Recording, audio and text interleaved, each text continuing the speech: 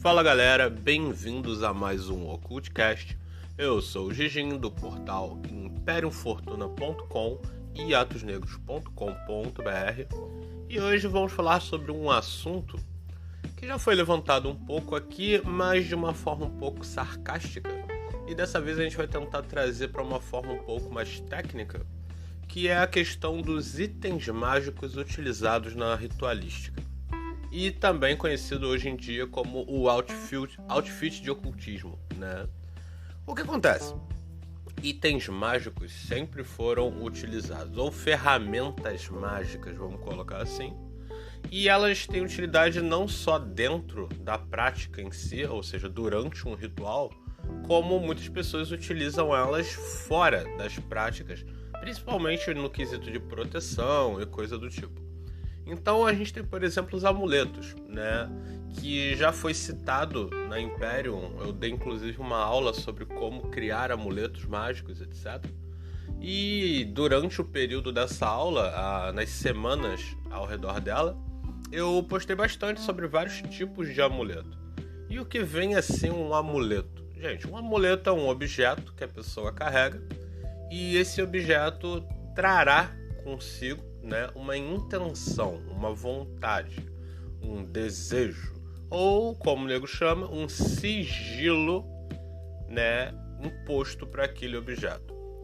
Esse sigilo, ou seja, esse desejo, ele normalmente é uma impressão energética que foi impregnada, né, naquele objeto. Se a gente for parar para pensar da forma contrária, ou seja, imagina um objeto amaldiçoado. Um objeto amaldiçoado, ele é sim um objeto mágico que também foi impregnado com um sigilo ou com uma vontade de alguém que queria algo ruim para aquele objeto ou para os donos daquele objeto. Então, quando você pega um objeto amaldiçoado, vamos pegar um exemplo simples. Vamos dizer que, por exemplo, na sua família, alguém faleceu e deixaram um pingente, certo? Esse pingente era da sua avó falecida e você e a sua irmã amam muito aquele pingente, certo? Só que na partilha dos bens, você ficou com o pingente e a tua irmã queria muito. E a tua irmã era uma pessoa muito, muito escrota e ela deixou bem claro. Ela falou, cara, tomara que perca, tomara que não te sirva de nada, tomara que fique ruim em você.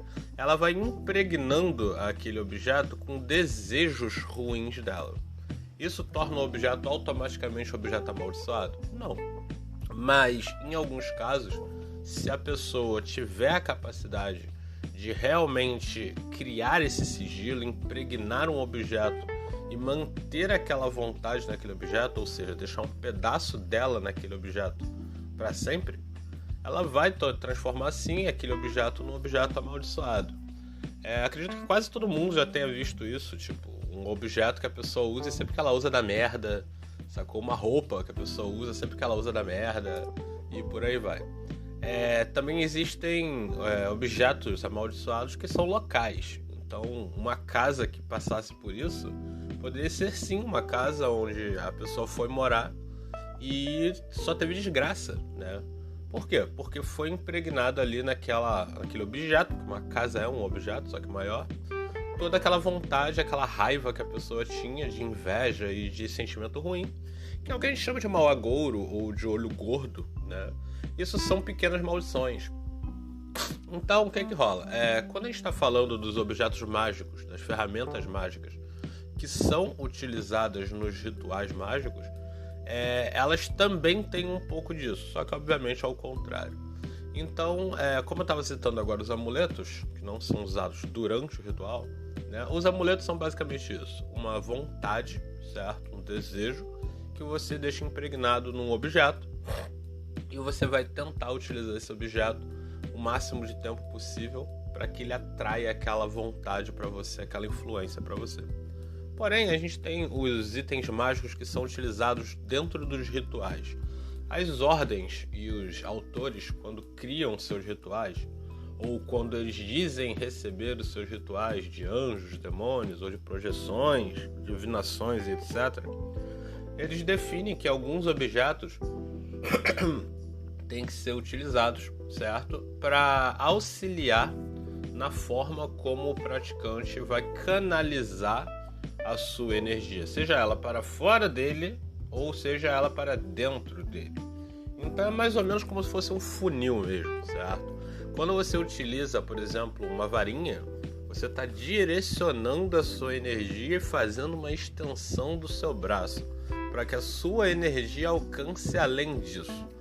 Então a gente pode chamar a varinha mágica de uma espécie de espeto de churrasco? Sim e não, certo? É uma extensão, certo? Assim como a espada, que também é utilizada. Porém, além de você ter aquele objeto como uma extensão do seu corpo, você também tem aquele objeto como uma figura, um símbolo dentro do ritual, né? Ele é totalmente figurativo. Então, se você utiliza, por exemplo, uma espada, sempre que a gente vai, normalmente na galera que curte uma magia um pouquinho mais medieval, você vai reparar que eles vão ter uma espada, certo? E, obviamente, boa parte disso é a questão do outfit ocultista. O cara, ele gosta de ter uma espada, ele gosta do visual da espada, e então por isso ele deixa lá o seu altar exposto para que todo mundo veja, para todo mundo saber que ele tem uma espada. Ele vai usar aquela espada para cortar alguma coisa? Fisicamente não. Até porque se ele usar fisicamente, ele está usando errado. Então ele vai utilizar aquela espada como um símbolo de que ele pode se proteger, um símbolo de guerra, um símbolo de segurança. E ele não vai sair cortando cabeça de demon, de vampiro, de qualquer coisa no outro lado, no plano astral, nem nada do tipo. Aquela espada é um símbolo, assim como poderia ter sido um escudo, assim como poderia ser uma metralhadora, uma faca, uma adaga, qualquer coisa do tipo. Algo que remeta, certo, a segurança e o poder que ele tem de tomar conta dele mesmo durante aquele ritual. Então você me pergunta, Gigi, eu posso abrir mão dessa porra toda e não utilizar ferramenta mágica nenhuma? Cara, pode, entendeu? Assim como um médium pode fazer previsões do futuro sem utilizar carta, sem utilizar borra de café, sem utilizar qualquer coisa do tipo, ele vai continuar vendo o futuro, fazendo suas divinações. Você, no seu ritual, você pode descartar qualquer objeto mágico que você está utilizando. Porém, você precisa deles principalmente para que eles te lembrem de determinados aspectos do ritual. Uma coisa que eu sempre cito aqui é a galera que utiliza os seus tapetinhos de círculo de proteção e tapetinhos de triângulo da arte. Por mais que você tenha aquilo é um lembrete do que você tem que fazer toda vez que você vai praticar um ritual. Você não vai simplesmente esticar aquele tapete no chão como se estivesse fazendo um piquenique e tá seguro. Não, você vai ter que novamente desenhar o círculo utilizando a ponta do seu dedo ou a sua varinha mágica ou a ponta da sua adaga. Você vai ter que canalizar a energia novamente, você vai ter que fazer as respirações para exalar energia novamente, mesmo tendo já o tapetinho pronto.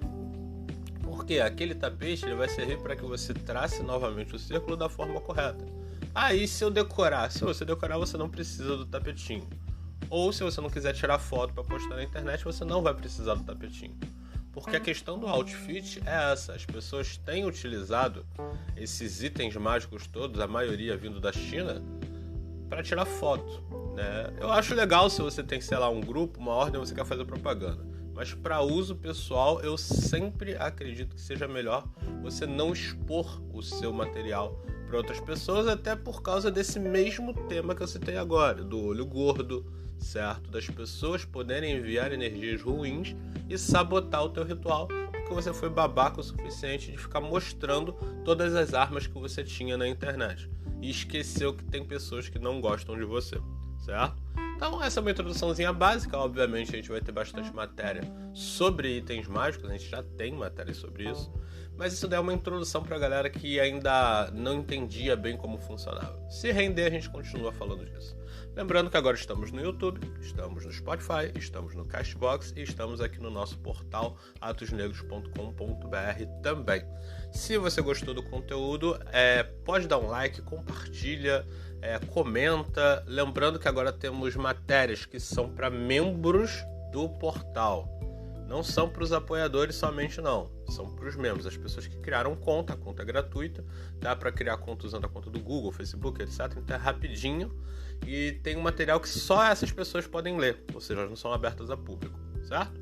E quem gostou do material e quiser que a gente continue postando e criando material, a gente tem o nosso Apoia-se, começa com R$2 e vai, se não me engano, até R$50. Qualquer trocado que vocês mandarem pra gente, a gente agradece, porque vamos continuar criando conteúdo para vocês. E tem o nosso Pix ali também, que tá na descrição. Então, gente, por hoje é só. Até a próxima. Fortuna!